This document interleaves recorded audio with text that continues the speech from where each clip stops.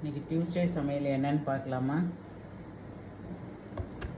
தக்காளி சாதம், தயிர் சாதம்,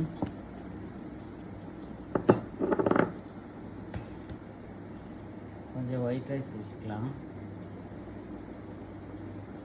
நேற்று சாமி கும்பிட்ட இலை இருந்தது, அதை வேஸ்ட் பண்ணாமல் இன்றைக்கி இலையில சாப்பிட்றோம். கொஞ்சம் ரசம் ஊற்றிக்கலாம், மிளகு ரசம்,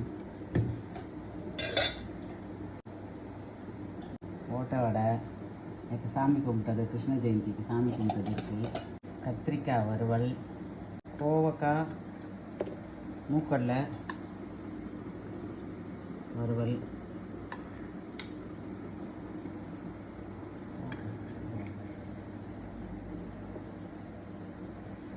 வாங்க சாப்பிட்லாம்.